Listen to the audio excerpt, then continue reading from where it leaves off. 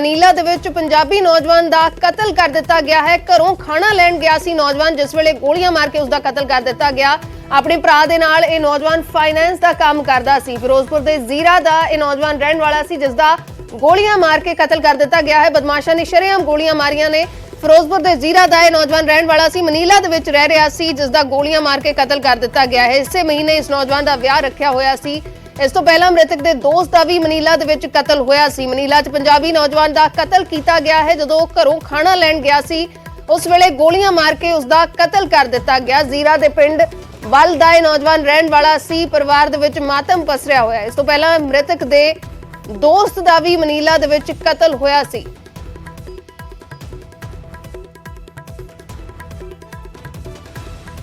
Manila ਦੇ ਵਿੱਚ ਸ਼ਰੇਆਮ ਗੋਲੀਆਂ ਮਾਰ ਕੇ ਇੱਕ ਨੌਜਵਾਨ ਦਾ ਕਤਲ ਕਰ ਦਿੱਤਾ ਗਿਆ ਹੈ। ਪਰਿਵਾਰ 'ਚ ਮਾਤਮ ਪਸਰਿਆ ਹੋਇਆ। ਇਸੇ ਮਹੀਨੇ ਇਸ ਨੌਜਵਾਨ ਦਾ ਵਿਆਹ ਰੱਖਿਆ ਹੋਇਆ ਸੀ।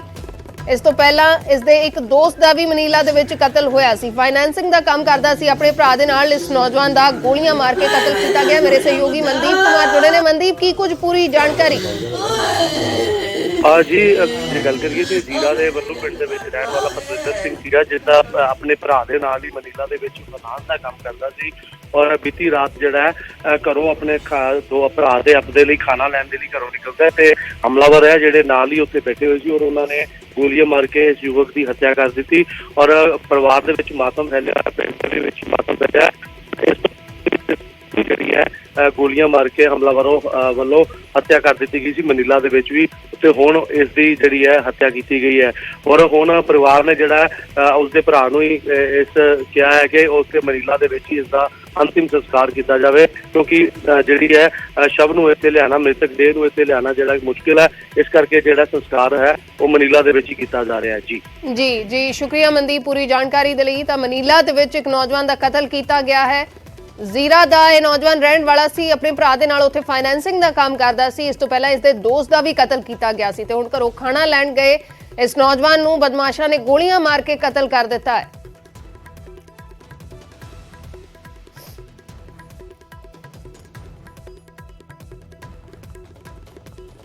उधर हरियाणा के मंत्री संदीप सिंह तो लंबी पुछगिछ हुई है। एसआईटी ने करीब 7 घंटे तक सवाल जवाब किए ने। संदीप सिंह के 2 मोबाइल भी जब्त किए गए ने। संदीप सिंह ते छेड़छाड़ के इल्जाम ने। हरियाणा के मंत्री संदीप सिंह तो लंबी पुछगिछ की है। एसआईटी ने 3 मैंबरी एसआईटी का गठन किया गया सी इस पूरे मामले की जांच के लिए। महिला कोच ने संदीप सिंह ते छेड़छाड़ के इल्जाम लगाए ने ते हुण संदीप सिंह तो पुछगिछ हो रही है। सैक्टर 26 के थाने दे विच संदीप सिंह तो पुछगिछ हुई है। संदीप सिंह ने भी एसआईटी नूं कुछ दस्तावेज सौंपे ने। संदीप सिंह ने अगे भी जांच दे विच शामिल होने का भरोसा दिता है। तो संदीप सिंह तो लंबी पुछगिछ हुई है। एसआईटी ने करीब 7 घंटे तक पुछगिछ संदीप सिंह तो की है। महिला कोच ने कई सारे इल्जाम लगाए ने, छेड़छाड़ के इल्जाम लगाए ने, कई सारे ऑफर देने के भी इल्जाम लगाए ने। तो इस पूरे मामले की हुण जांच हो रही है। संदीप सिंह तो भी पुछगिछ हो रही है।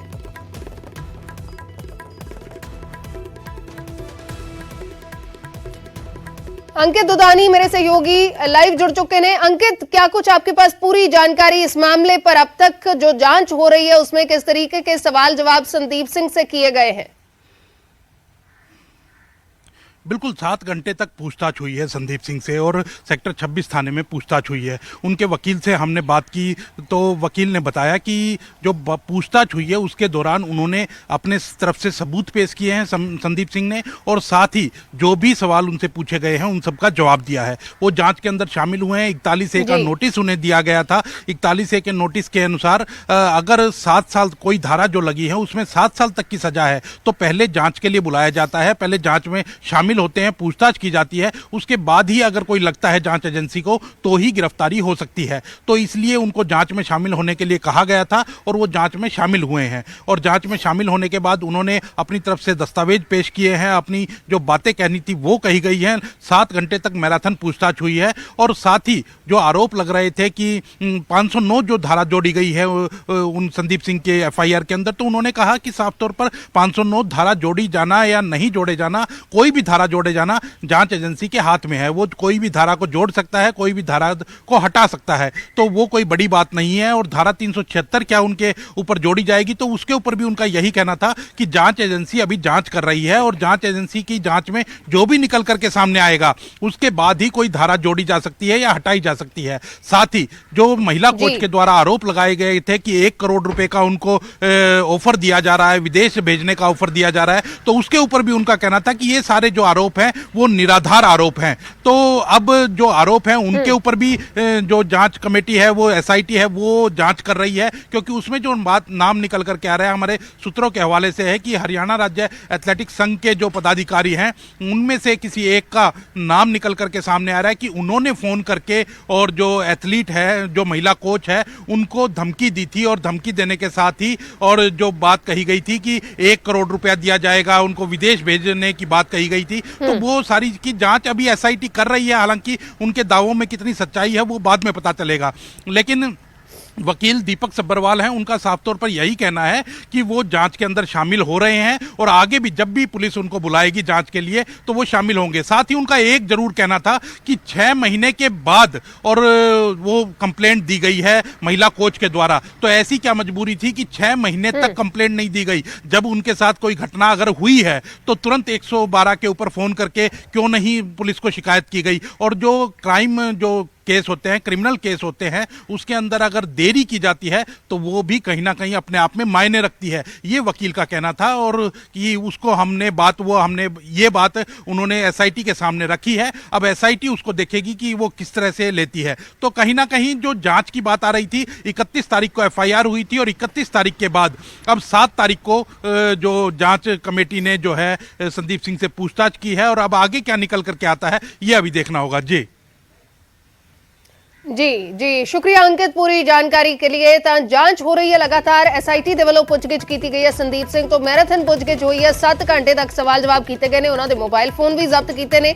ਜੋ ਉਹਨਾਂ ਦੇ ਉੱਤੇ ਇਲਜ਼ਾਮ ਲੱਗ ਰਹੇ ਨੇ ਉਹਨਾਂ ਇਲਜ਼ਾਮਾਂ ਦੀ ਤਹਿ ਤੱਕ ਜਾਣ ਦੀ ਕੋਸ਼ਿਸ਼ ਹੋ ਰਹੀ ਹੈ। ਤਾਂ ਇਸ ਮਾਮਲੇ ਦੀ ਸੱਚਾਈ ਕੀ ਹੈ ਉਹ ਜਲਦ ਸਾਹਮਣੇ ਲਿਆਉਣ ਦੀ ਕੋਸ਼ਿਸ਼ ਹੋ ਰਹੀ ਹੈ। ਐਸਆਈਟੀ ਦਾ ਗਠਨ ਕੀਤਾ ਗਿਆ ਸੀ, 3 ਮੈਂਬਰੀ ਐਸਆਈਟੀ, ਜਿਸ ਦੇ ਵੱਲੋਂ ਹੁਣ ਸੰਦੀਪ ਸਿੰਘ ਤੋਂ ਲੰਮੀ ਪੁੱਛਗਿੱਛ ਕੀਤੀ ਗਈ ਹੈ ਤੇ ਸੰਦੀਪ ਸਿੰਘ ਨੇ ਭਰੋਸਾ ਦਿੱਤਾ ਹੈ ਕਿ ਉਹ ਅੱਗੇ ਵੀ ਜਾਂਚ ਦੇ ਵਿੱਚ ਸ਼ਾਮਲ ਹੋਣਗੇ।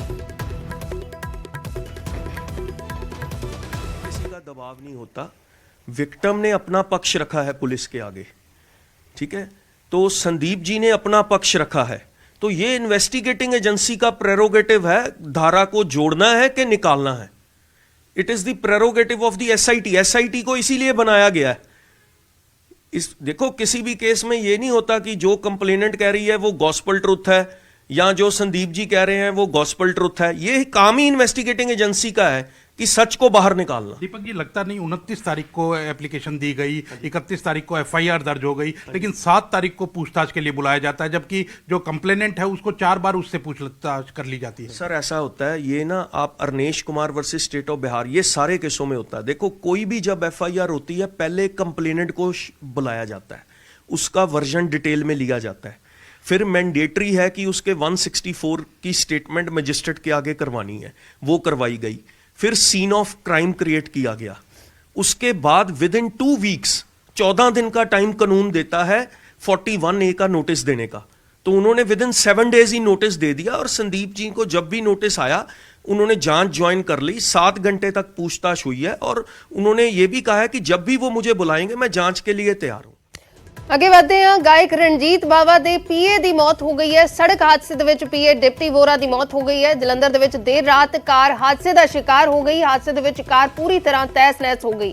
ਪ੍ਰੋਗਰਾਮ ਤੋਂ ਬਾਅਦ ਆਪਣੇ ਘਰ ਜਾ ਰਹੇ ਸੀ ਡਿਪਟੀ ਵੋਰਾ, ਬਟਾਲਾ ਦੇ ਵਿੱਚ ਆਪਣੇ ਘਰ ਦੇ ਲਈ ਰਵਾਨਾ ਹੋਏ ਸੀ ਤੇ ਕੱਲ ਹਾਦਸੇ ਦਾ ਸ਼ਿਕਾਰ ਹੋ ਗਈ ਉਹਨਾਂ ਦੀ ਕਾਰ।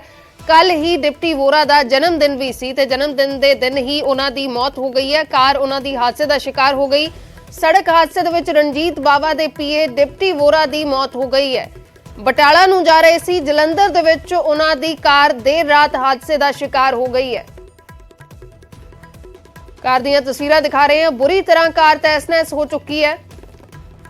ਡਿਪਟੀ ਵੋਰਾ ਜੋ ਰਣਜੀਤ ਬਾਵਾ ਦੇ ਪੀਏ ਸੀ ਉਹਨਾਂ ਦੀ ਮੌਤ ਹੋ ਗਈ ਹੈ।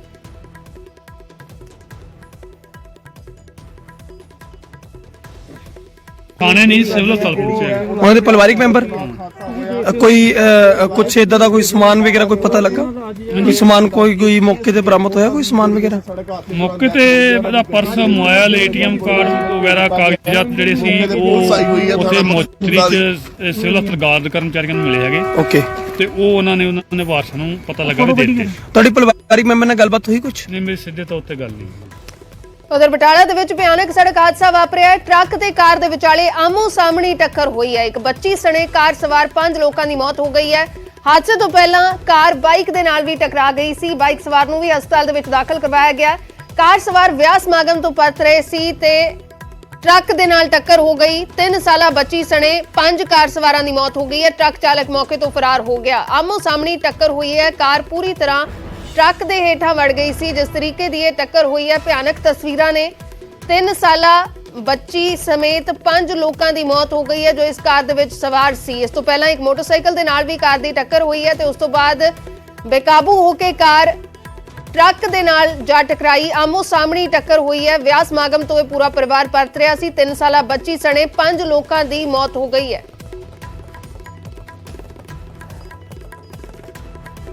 ਸਰ ਇਹ ਕੰਮ ਤੋਂ ਮਤਲਬ ਜਾ ਰਹੇ ਸੀ ਮਤਲਬ ਇਹ ਮੇਰੇ ਕੋਲ ਪਿੱਛੇ ਹੀ ਮੈਂ ਅੱਗੇ ਸੀ ਹਾਂਜੀ ਪਿੱਛੋਂ ਗੱਡੀ ਆਈ ਜਕਦਮ ਦੋਨਾਂ ਮਤਲਬ ਪਿੱਛੇ ਚੁੱਕ ਕੇ ਲੈ ਗਏ ਬੜੀ ਜ਼ੋਰ ਨਾਲ ਮਾਰਿਆ ਗਾੜੀ ਪਰ ਕਿਹੜੀ ਜਗ੍ਹਾ ਅੱਜ ਵਿਚਰਪੁਰ ਪਿੰਡ ਤੁਸੀਂ ਕਿੱਥੋਂ ਆ ਰਹੇ? ਅੱਜ ਸਰ ਕੰਮ ਤੋਂ ਜਾ ਰਹੇ ਮਤਲਬ ਕੰਮ ਛੁੱਟੀ ਕਰਕੇ ਬਟਾਲੇ ਤੋਂ? ਹਾਂਜੀ ਹਾਂਜੀ ਕਿੱਥੇ ਚੱਲੇ ਸੀ? ਅਸੀਂ ਆਪਣੇ ਘਰ ਜਾਣੇ ਮਤਲਬ ਕੰਮ ਤੋਂ ਜੀ ਕਿਹੜਾ ਪਿੰਡ? ਪਿੰਡ ਚਾਲ ਕਲਾਈ। ਫਿਰ ਕੀ ਹੋਇਆ ਫਿਰ ਸਰ ਪਿੱਛੋਂ ਗੱਡੀ ਆਈ ਇਹਨੂੰ ਦੋਨਾਂ ਇੱਥੇ ਮਾਰੀ ਭਜਾ ਕੇ ਫਿਰ ਅੱਗੇ ਭਜਾਉਣ ਲੱਗੇ ਆ ਉਹ ਗਾੜੀ ਉਹਨਾਂ ਮਤਲਬ ਹੌਲੀ ਕੀਤੀ ਫਿਰ ਉਹਨਾਂ ਭਜਾਈ ਆ ਗਾੜੀ ਕਿੱਥੇ ਵੱਜ ਗਏ ਆ। ਫਿਰ ਤਾਂ ਵੀਰ ਇੱਕ ਬਹੁਤ ਵਧੀਆ ਚਲੋ ਮਿਲਿਆ ਨੇ ਮੈਨੂੰ ਨਾਲ ਲੈ ਕੇ ਤਾਂ ਗੱਡੀ ਜਾਂਦੀ ਆ ਨਾਲ ਚੁੱਕ ਕੇ ਲੈਂਦਾ ਮੇਰੇ ਤੇ ਦਾਗ ਲਾ ਗਿਆ ਤੁਹਾਡੇ ਬੰਦੇ ਕਿੰਨੇ ਫੱਟ ਹੋਏ ਆ ਸਾਡੇ ਇੱਕੋ ਬੰਦਾ ਫੜ ਰਿਹਾ ਜੀ ਮੇਰੇ ਨਾਲ ਆਉਂਦਾ ਸੀ ਕੰਮ ਤੋਂ। ਗੱਡੀ ਜਿਹੜੀ ਹੈਗੀ ਉਹ ਕਿਧਰੋਂ ਆ ਰਹੀ ਸਰ ਗੱਡੀ ਸਾਡੀ ਮੇਰੇ ਕੋਲ ਬਟਾਲੇ ਤੋਂ ਆਉਣ ਪਿੱਛੇ ਆਈ ਗੱਡੀ